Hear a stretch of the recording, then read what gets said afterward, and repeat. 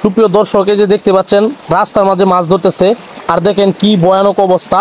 এই যে এটা বাড়ির মাঝখান দিয়ে পানি দিতেছে, কি পরিমাণ ধার আপনারা একবার কল্পনা করেন। এই দেখেন বাসা বাড়ি ভেঙে একবারে অবস্থা ভেঙে, তারপর অবস্থা খারাপ, খুবই ভয়ানক। এই যে দেখতে পাচ্ছেন বাসা বাড়ির উপর দিয়ে পানি যাচ্ছে। কি বলবো আপনাদেরকে, এই যে দেখতে পারেন এই যে কি পরিমাণ পানি যাচ্ছে রাস্তা ভেঙে। দেখেন এই যে দেখেন অলরেডি একটা ঘর ভেঙে গেছে। এই যে দেখতে পাচ্ছেন ঘরের উপর দিয়ে পানি যাচ্ছে, কি পরিমাণ ধার, এটা আপনাদেরকে কি বলে বুঝাবো। এই যে দেখতে পাচ্ছেন তো আপনারা অত ভয়ানক পরিমাণ পানি যাচ্ছে। এই যে একটা রান্নাঘর ছিল, রান্না করার ঘর ছিল, কিন্তু ভেঙে গেছে। এই যে দেখতে পাচ্ছেন আপনারা। আসলেও এই দেখেন মাছ ধরতেছে রাস্তায়, ঘরে বসে বসে মাছ ধরে। আপনারা চিন্তা করেন কি পরিমাণ ধার। এই দেখেন দেখেন পুকুরে কি পরিমাণ মাছ তারা ধরতেছে, তাহলে চিন্তা করেন। এই দেখেন কি পরিমাণ ঘরের উপরে পানি যাচ্ছে। এই প্রথম, আমার জীবনে প্রথম আমি এরকম ভাবে দেখছি। এই যে দেখেন আপনারা চিন্তা করেন, কল্পনা করতে পারেন কি পরিমাণ ধার যাইতেছে এখানে।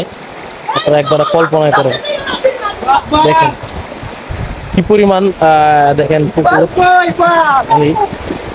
এই দেখতে পাচ্ছেন আপনারা, অসম্ভব, ঘর বাড়ি সব ভেঙে তারপর পানি যাচ্ছে।